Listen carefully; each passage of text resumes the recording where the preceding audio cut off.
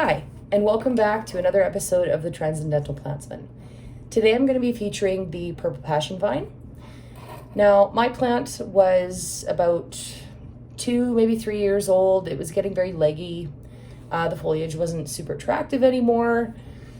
And instead of getting rid of the plant, I simply cut off all of the vines and took these sections of cuttings.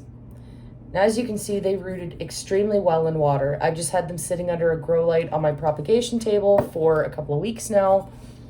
I just left them there and they rooted really, really well. Now, I did attempt to propagate these before, and just for some fun, I tried propagating it 3 different ways. I tried cuttings in perlite, I tried cuttings directly in soil, and I tried cuttings in water. And I did find that for the Purple Passion, water was the best way to go for me. The cuttings that I took, all the ones that I had in water, got a great root on them, and I didn't get anything out of the perlite. And the soil sort of rooted, but it wasn't really, really great. So for your Purple Passion, I would suggest starting in water. When you're taking your cuttings,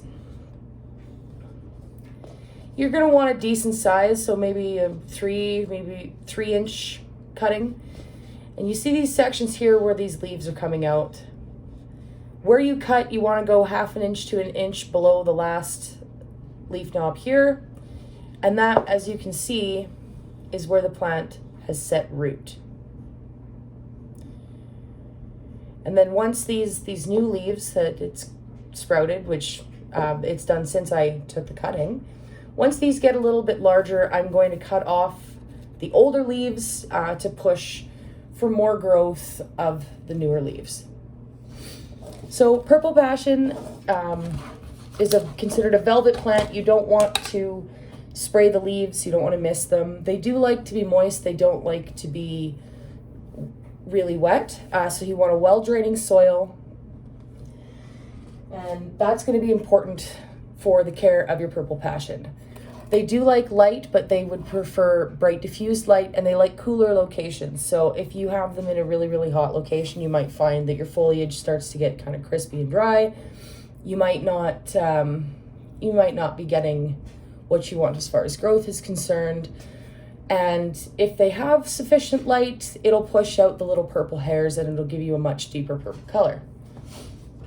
So for my repotting, I'm just using a seed starting mix, specifically because it has for root cuttings. Not saying that you have to do that. You can use any household potting soil if you want. I just like to give them the best chance I can. I'm gonna mix some extra perlite in with the soil to make sure there's lots of aeration, so these guys don't get overly moist, but there is still some water retention and good drainage. And then I'm going to go ahead and mix a little bit of this pea gravel in. Again, just for a little bit of extra drainage. Now, there's lots of different recipes online for soils, for repotting different plants. I do recommend, if you have a plant that you really like, don't take everything I say as gospel. Don't be afraid to go out and do some extra research. There are people that have had success with certain plants going completely against what is recommended for them. So plants are very personal. They will definitely tell you if they're unhappy. And it can be a struggle sometimes to get a plant to do what you want. Like you can give it everything, absolutely everything that it wants, and it still doesn't want to grow for you. If that's the case, try changing one thing at a time until you find the plant's happy medium. So there we go. Our soil's all mixed. I'm going to separate these cuttings into 2 groups, just because I've got probably about 6, and if I have 2, then I get 2 plants, right? That's the great thing about propagation. If you have a plant and it's suffering, or it's getting really long and leggy for a vine, definitely do your research on that plant. There's a good chance that it's fairly easy to propagate and you can regrow your own plants at home. Now, when I did try the direct soil technique, I did use a root hormone, But as I said, I didn't have the greatest success with that, so I definitely suggest water. It was super easy. I put them there and I basically forgot.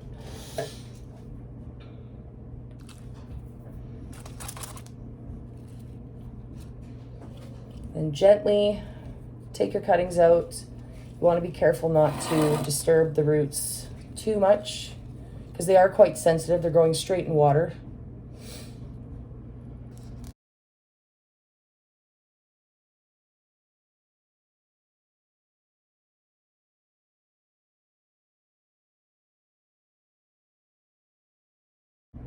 Make a little hole, probably about 1/2 inch to 1 inch. Put that rooted section down in gently. And then just continue on around your pot until you have as many cuttings in there as you would like.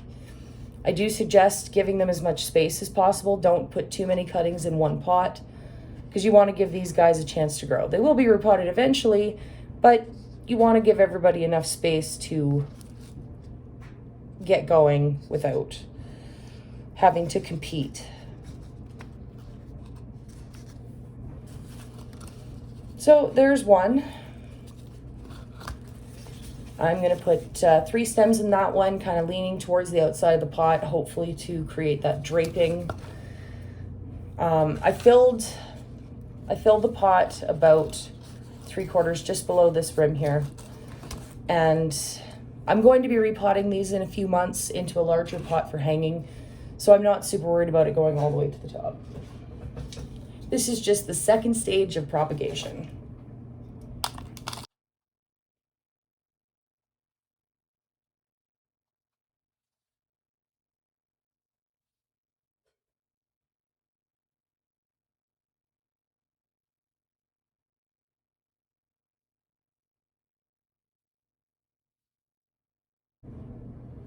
Ooh, look at the roots on that guy. You can also use, I find chopsticks are great. Had I been thinking, I would have brought one of those over here. And there's a lot of little things that you can pick up at your local dollar store that'll go a long way towards helping you with your plants. So don't be afraid to go bargain shop and, you know, check out different potentials for things that you want. Because greenhouses and specialty stores can get pretty pricey. That's not to say that they don't have really, really good tools, and sometimes that is the way to go.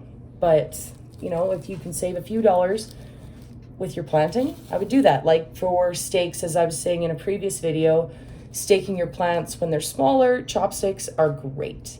You can also get cheap bamboo poles at different dollar stores, at least in my area. So definitely something to check out. Don't be afraid to think outside the box, try new things when it comes to plants, because that's what makes it fun.